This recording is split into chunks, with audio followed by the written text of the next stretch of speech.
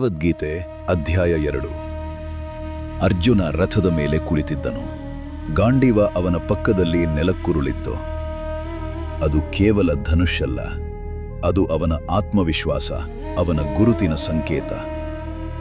ಅವನು ಯೋಧನಾಗಿದ್ದ, ಆದರೆ ಆ ಕ್ಷಣದಲ್ಲಿ ಅವನು ತನ್ನದೇ ನಿರ್ಧಾರಕ್ಕೆ ಹೆದರಿದ ಮನುಷ್ಯ. ಅವನ ಕಣ್ಣುಗಳು ಖಾಲಿ, ಮನಸ್ಸು ಭಾರ. ಅವನು ಕೃಷ್ಣನ ಕಡೆ ನೋಡಿದನು. ಇದು ಸಹಾಯ ಬೇಡುವ ನೋಟವಲ್ಲ, ಇದು ಸಂಪೂರ್ಣ ಶರಣಾಗುವ ನೋಟ.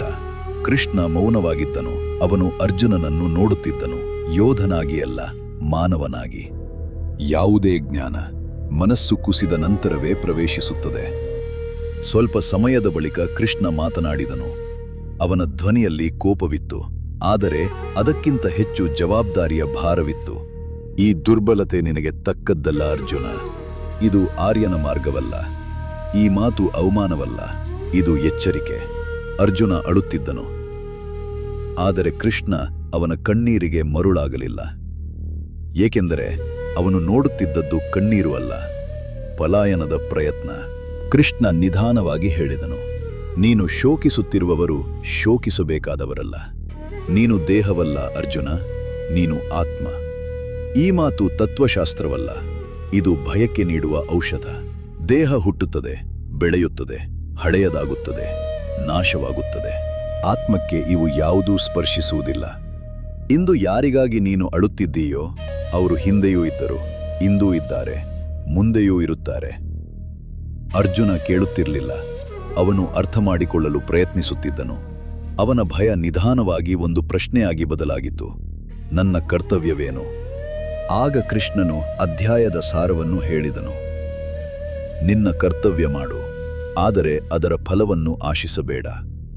ಈ ಮಾತು ಸರಳವಾಗಿ ಕೇಳುತ್ತದೆ, ಆದರೆ ಇದು ಜೀವನದ ಅತ್ಯಂತ ಕಠಿಣ ಪಾಠಗಳಲ್ಲಿ ಒಂದು.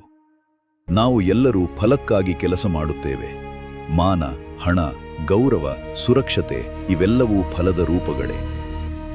ನಿನ್ನ ಕೆಲಸ ನಿನ್ನ ನಿಯಂತ್ರಣದಲ್ಲಿ ಇದೆ, ಫಲ ನಿನ್ನ ನಿಯಂತ್ರಣದಲ್ಲಿ ಇಲ್ಲ. ನಿಯಂತ್ರಣವಿಲ್ಲದ ವಿಷಯಕ್ಕೆ ಮನಸ್ಸನ್ನು ಕಟ್ಟಿದರೆ ಅಶಾಂತಿ ಮಾತ್ರ ಸಿಗುತ್ತದೆ. ಅರ್ಜುನನ ಮನಸ್ಸಿನಲ್ಲಿ ಒಂದು ಬದಲಾವಣೆ ಶುರುವಾಯಿತು. ಅವನು ಯುದ್ಧವನ್ನು ಹೊರಗಿನ ಘಟನೆ ಎಂದು ನೋಡುವುದನ್ನು ನಿಲ್ಲಿಸಿದನು.